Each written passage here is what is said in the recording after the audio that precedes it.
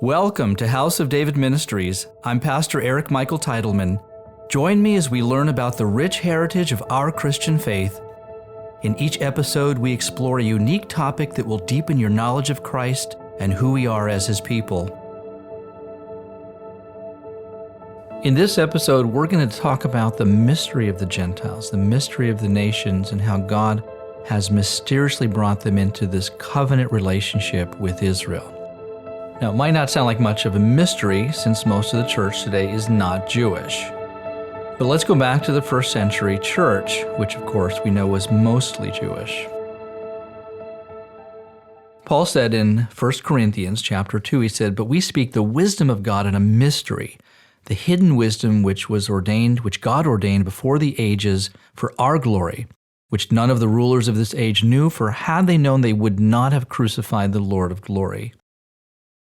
In Matthew chapter 13, Jesus says, "It has been given to you to know the mysteries of the kingdom of heaven, but to them it has not been given." So these mysteries are God's hidden wisdom that were concealed from humanity until the time that God would choose to reveal it to us. And what is this wisdom, essentially, that we're reading about?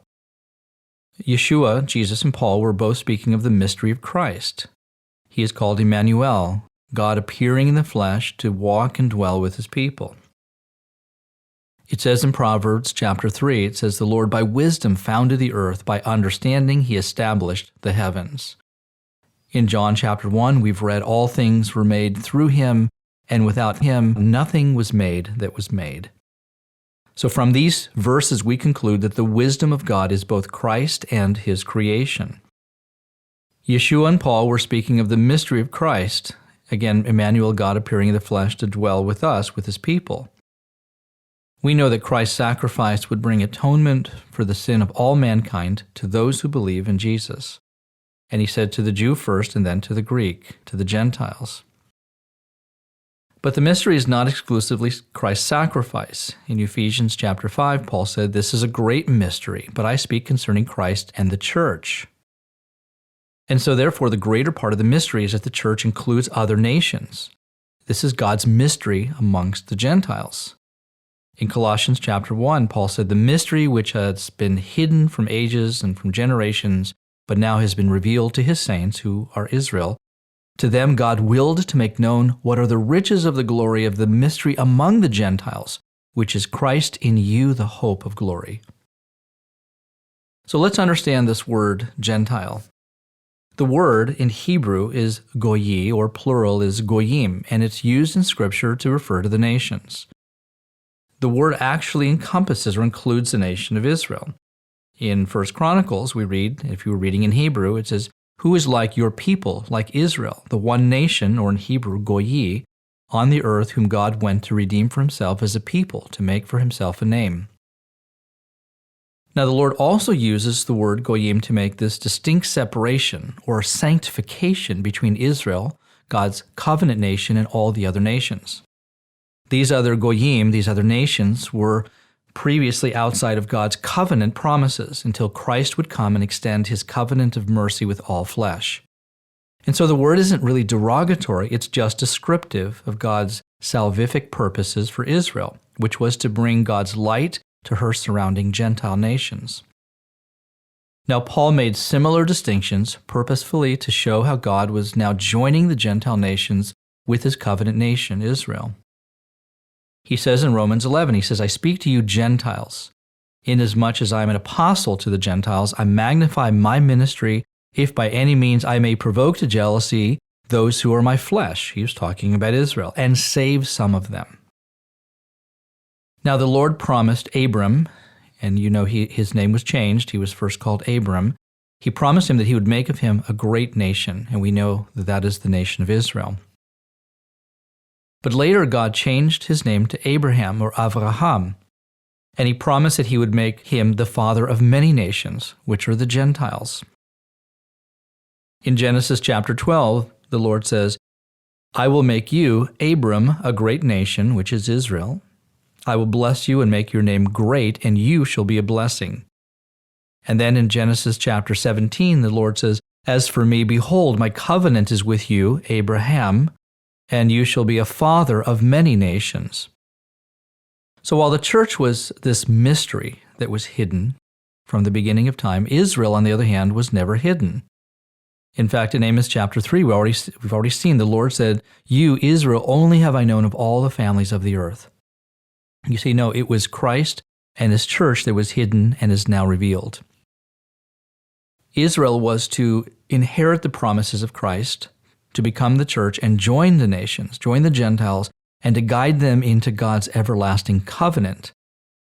In Galatians 4, Paul says, "Now we, brethren, as Isaac was, are children of the promise." And then in Ephesians chapter 3, he goes on to say that the Gentiles should be fellow heirs of the same body and partakers of his promise in Christ through the gospel.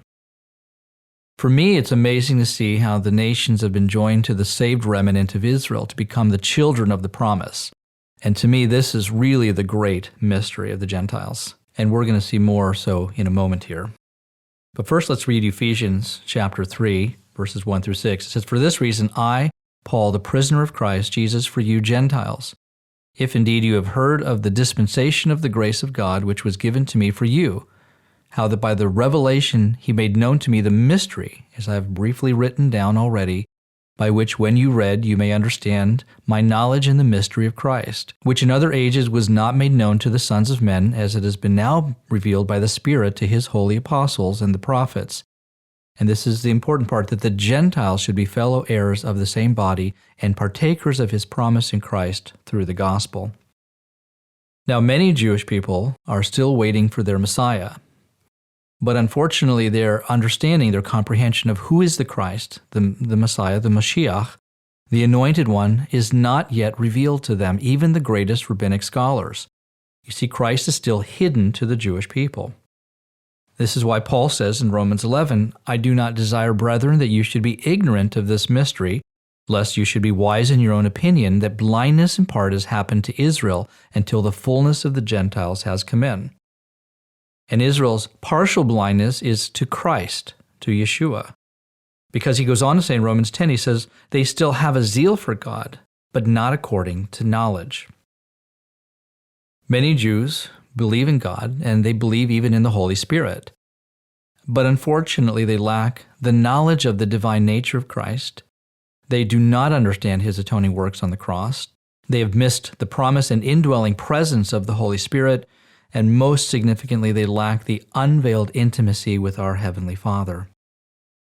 And I say the church is blessed for these reasons, because flesh and blood has not revealed these things to us, but our Father who is in heaven, he has revealed to us who is the Christ. So the Jews are looking for a Messiah, a Savior, a man and a king from the lineage of David. They are expecting this man to destroy all their enemies and to bring peace to Israel and all the nations of the earth. They are not looking for God to appear in all his divine glory, nor are they looking for the Son of God or anyone to die or atone for their sins. You see, Christ is still a mystery to Israel. And for this reason, Israel, unfortunately, is still separated from the Gentiles.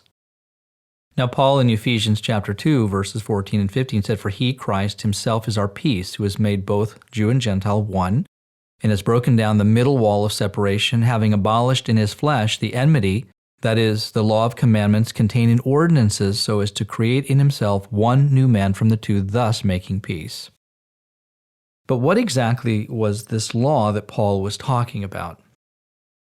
Well, let's read in Deuteronomy. The Lord commanded Israel, in Deuteronomy chapter 7, he says, "You shall make no covenant with them," he's speaking of the Gentiles, "nor show mercy to them, nor shall you make marriages with them. You shall not give your daughters to their son, nor take their daughter for your son." Under strict rabbinic law, the Jewish people were prohibited from intermarrying with their surrounding Gentile nations, and they were also required to remain separate from them.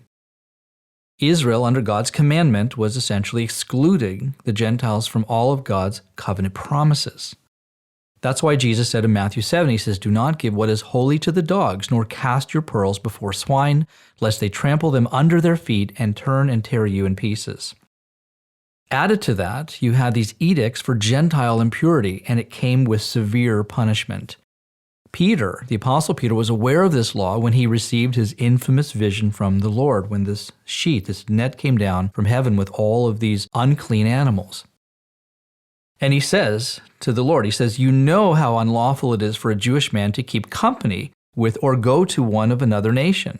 You see, they weren't even allowed to visit them. "But God has now shown me that I should not call any man common or unclean." In Ephesians chapter 2, Paul says that at that time, you Gentiles were without Christ, being aliens from the commonwealth of Israel and strangers from the covenants of promise, having no hope and without God in the world. But now in Christ, the Lord has shown mercy to those who were previously separated from his covenant. In Hosea chapter 2, he says, "Then I will sow her for myself in the earth, and I will have mercy on her who had not obtained mercy. Then I will say to those who were not my people, you are my people, and they shall say, you are my God." In Galatians chapter 3, it says, "And the scripture, foreseeing that God would justify the Gentiles by faith, preached the gospel to Abraham, beforehand saying, in you all the nations of the earth shall be blessed." And in Romans chapter 4, verse 16, Paul says, "Therefore it is of faith that it might be according to grace, so that the promise might be sure to all the seed, not only to those who are of the law, which is Israel, but also to those who are of the faith of Abraham, who is the father of us all." In Galatians chapter 3, Paul says, "And if you are Christ's, then you are Abraham's seed and heirs according to the promise." And in Acts chapter 15, it says, "So God, who knows the heart, acknowledged them by giving them the Holy Spirit, just as he did to us, and made no distinction between us and them, purifying their hearts by faith." Now there's one last important part to this great mystery. Paul says in Romans 11, verse 11, he says, "Through their fall, through Israel's fall, to provoke them to jealousy, salvation has come to the Gentiles." Now he wasn't just talking about the gift of salvation. He was actually saying that the mantle of bringing the message of the gospel, the good news of salvation, the good news of the kingdom, has been entrusted to the Gentiles to provoke Israel to jealousy. He goes on to say in Romans 11, verse 25, he says, "For I do not desire, brethren, that you should be ignorant of this mystery, lest you should be wise in your own opinion, that blindness in part has happened to Israel until the fullness of the Gentiles has come in." So here's the understanding. Israel's salvation is predicated on God's sovereign work of salvation amongst the Gentiles, amongst the nations. And when the full number of the Gentiles is brought into the kingdom of God, the Lord has promised to then save all of Israel. In Acts chapter 15, it says, "Simon has declared how God at the first visited the Gentiles to take out of them a people for his name. And with this the words of the prophets agree, just as it is written, after this I will return and will rebuild the tabernacle of David, which is the kingdom of Israel, which has fallen down. I will rebuild its ruins, and I will set it up so that the rest of mankind may seek the Lord, even all the Gentiles who are called by my name, says the Lord, who does all these things." So you see, God's mercy has been shown to the Gentiles because of Israel's rebellion. But now God will show mercy to Israel because of the disobedience of the Gentiles.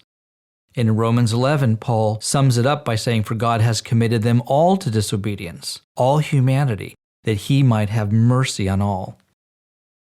And then in verses 26 and 27, he goes on to say, "And so all Israel shall be saved, as it is written, the deliverer who is Christ will come out of Zion, and he will turn away ungodliness from Jacob, for this is my covenant with them when I take away their sins."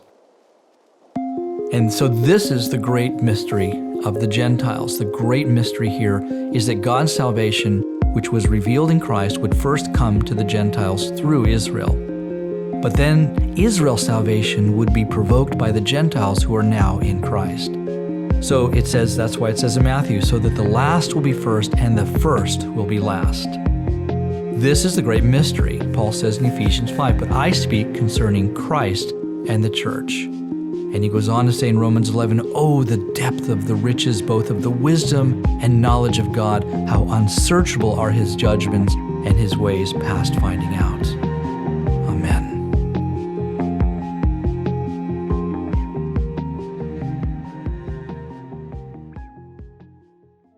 If you have enjoyed this teaching from House of David Ministries, make sure you subscribe to our channel and don't forget to visit our website where you can sign up for our monthly newsletter. We pray the Lord richly bless you, and we look forward to having you join us again for our next episode.